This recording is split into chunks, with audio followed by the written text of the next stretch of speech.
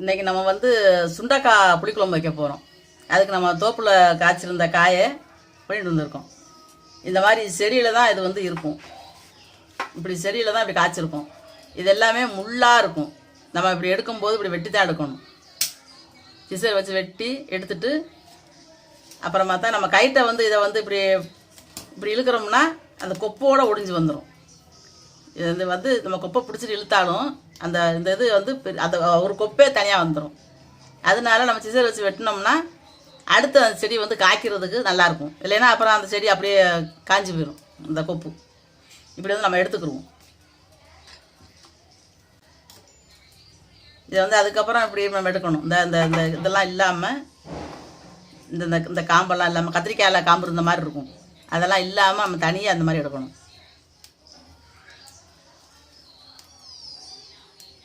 இது வந்து நல்லா எடுத்துகிட்டு பார்ப்போம். இப்போ நம்ம வந்து சுண்டைக்காயை வந்து நல்லா அந்த மாதிரி ஆஞ்சி வச்சுருக்கோம். இதை வந்து ரெண்டு ரெண்டாக போட்டு இதில் வந்து நச்சு எடுக்கணும். காயை வந்து நல்லாவே இடித்து வச்சுருக்கோம். நல்லா அந்த வந்து இப்படி வவுந்து இருக்கும். விதையை வந்து நம்ம இடிக்கும் போது நம்ம இப்படி தண்ணிக்குள்ளே போட்டு கழுவுனோம்னா தண்ணி இந்த கரையேறுன்னு வரும். இந்த கருப்பாக இருக்கும். இந்த கலரில் வந்துடும் தண்ணி. நம்ம ஓயாமல் கழுவுனோம்னா அதில் உள்ள விதை பூரா போயிடும். இந்த தொளி மட்டும்தான் இருக்கும். அப்படி கழுவக்கூடாது. இதை வந்து நம்ம என்ன செய்யணும்னா நம்ம ஒரு தடவை இடித்து உரலில் இடித்து எல்லாம் அம்மியில் நாள் நச்சு கழுவும் போது அந்த இதில் விதை பூரா உள்ளே கிடக்கும். அது மட்டும் போதும். உள்ளே இருக்கிற விதை அப்படியே இருக்கட்டும். ஏன்னா இதை விதை தான் நமக்கு உடம்புக்கு நல்லது. நமக்கு இது வந்து உடம்புல உள்ள நம்ம குடலில் இருக்கிற பூச்சிகள் எல்லாத்தையுமே அழிச்சிரும். இது வந்து சுகர்காரங்களுக்கு ரொம்ப நல்ல ஒரு மருந்து மாதிரி இந்த சுண்டைக்காய். இதை சுண்டைக்காயை நம்ம வந்து துவையல் அரைச்சி சாப்பிட்லாம். துவையல் அரைச்சோம்னா வெறும் துவையலாகவே சாப்பிட்லாம். அந்த அளவுக்கு ஒரு ருசியில் இருக்கும். நான் ஏற்கனவே போட்டிருப்பேன். சுண்டைக்காய் துவையல் போட்டிருப்பேன். சுண்டைக்காய் புளிக்குழம்பு வைக்கலாம். சுண்டைக்காயை வந்து நல்லா ஒரு கூட்டு மாதிரி வச்சு சாப்பிட்லாம். ரொம்ப ஒன்றும் கசக்காது. கூட நம்ம வந்து நம்ம வேறு எதுவும் நம்ம போடுவோம்ல, காய் இதெல்லாம் போடுவோம். அப்படிங்கிறதுனால அந்த கசப்பெல்லாம் எடுத்துரும். சில பேர் வந்து ஊறுகாயெல்லாம் செய்கிறாங்க. நான் ஊறுகாய் போடலை சுண்டைக்காயில். வந்து எண்ணெய் காய வச்சுருக்கோம் குக்கரில். இப்போ கடுகு போட்டுக்குவோம். வெந்தயம் போட்டுக்குவோம்.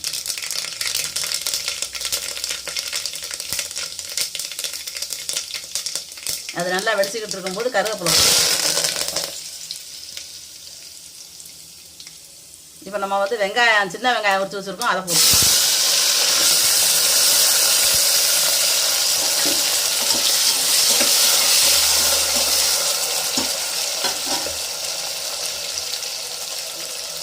வெள்ளைப்பூடு வெட்டி வச்சுருக்கேன். வெள்ளைப்பூடு வந்து பெருசு பெருசாக இருந்துச்சு. அதெல்லாம் ரெண்டு ரெண்டாக வெட்டி வச்சுருக்கேன்.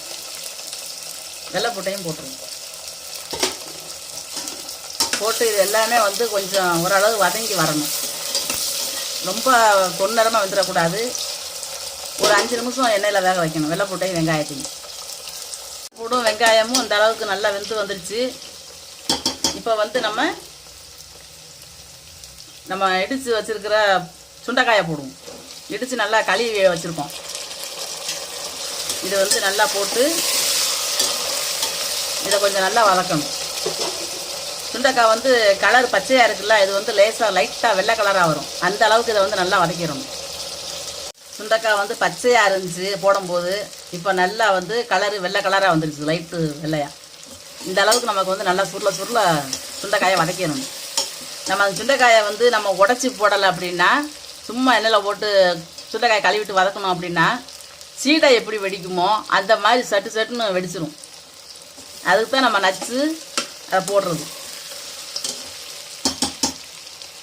இந்த அளவுக்கு வந்துக்கிட்டு இருக்குது. இப்போ வந்து நம்ம 4 பச்சை மிளகாய் கறி வச்சுருக்கோம். பச்சை மிளகாயை போடுவோம். இதை வந்து பச்சை மிளகாயை வந்து நல்லா இப்படி உடச்சி தான் வச்சுருக்கேன். நான் இப்படி முழுசாக இப்படின்னு போடுறதுனால நீங்கள் நினைப்பீங்க நான் வந்து இதில் எப்படி உப்பு உரப்பெல்லாம் இறங்குவோம் அப்படின்னு.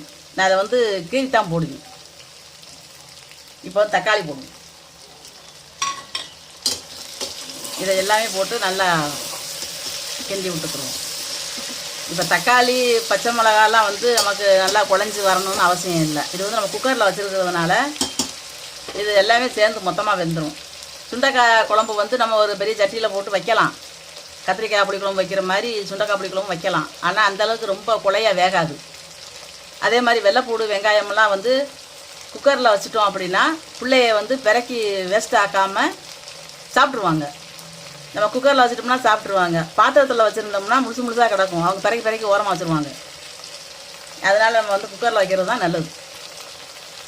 இப்போ வந்து வீட்டு குழம்பு மசாலா பொடி நம்ம எல்லாமே போட்டு அரைச்சிருக்கோம். அதனால தான் இதை வந்து எந்த குழம்பா இருந்தாலும் நான் அதை போடுறேன்.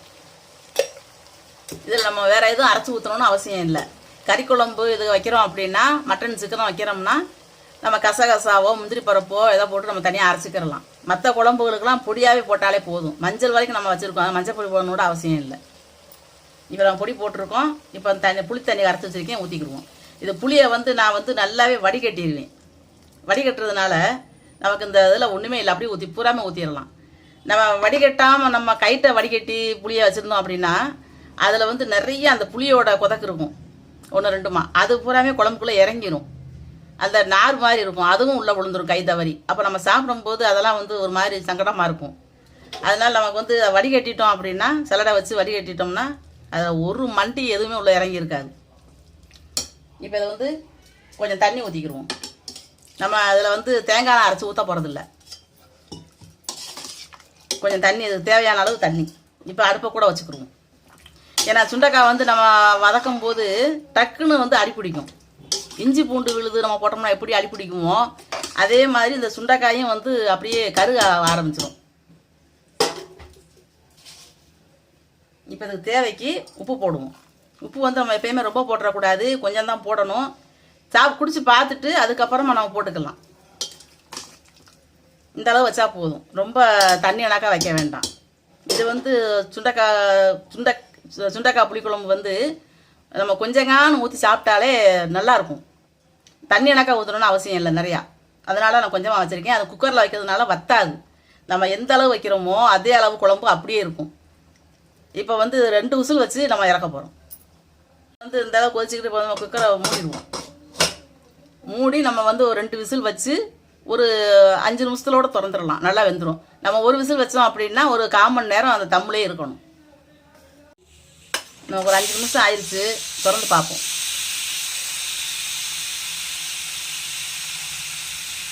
ஏன்னா நம்ம வந்து 2 விசில் வச்சுருக்கோம். ரொம்பையும் குழஞ்சி போச்சுனாலும் கூழ் மாதிரி ஆயிடும்.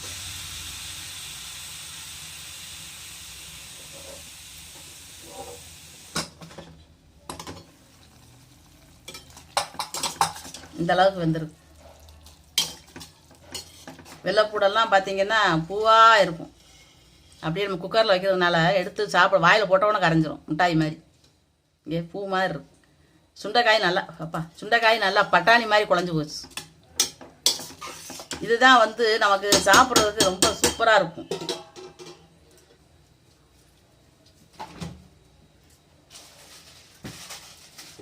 இது புளிக்குழம்புனாலே நம்ம வந்து மண்டவெல்லம் போடுவோம் இனிப்புக்கு. அதுக்கு மண்டவெல்லம் போடுவோம்.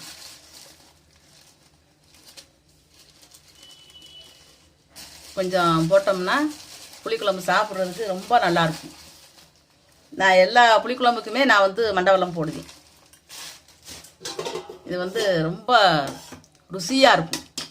சூடாக சாப்பிட்றத விட ஆறுன பிறகு மறுநாள் சாப்பிட்டோம்னா ரொம்ப இந்த குழம்பெல்லாம் அப்படி இருக்கும், கசப்பே இருக்காது. இந்த மாதிரி நீங்களும் சுண்டைக்காய் கிடச்சுன்னா, சுண்டைக்காய்ங்கிறது வந்து ரொம்ப சௌரியமான விலை தான், எப்பயுமே கிடைக்கத்தான் செய்யுது. எல்லா இடத்துலையும் மார்க்கெட்டு இதெல்லாம் கிடைக்குது. கிடைச்சுன்னா அதை வாங்கி சாப்பிடுங்க. சுகர் வந்தாலும் சரி தான், வராட்டாலும் சரி தான். நம்ம இதை சாப்பிட்டுக்கிட்டு இருந்தோம்னா ரொம்ப சுகரே வராது. பிள்ளைகளுக்கு பசி நல்லா எடுக்கும். இது வந்து உடம்புக்கு எல்லா விதத்துலேயுமே இந்த சுண்டைக்காய்ங்கிறது நமக்கு உடம்புக்கு தேவைப்பட்டது. அதனால் வந்து யாருமே சாப்பிட்லாம். கை குழந்த வரைக்கும் நீங்கள் சோறு ஊட்டலாம் இதை இப்போ குழம்பு ஊற்றி. இந்த வீடியோ பிடிச்சிருந்துச்சுன்னா லைக் பண்ணுங்கள், ஷேர் பண்ணுங்கள், சப்ஸ்கிரைப் பண்ணுங்கள், பக்கத்தில் இருக்கிற பெல் பட்டனை அமைக்கி விட்ருங்க.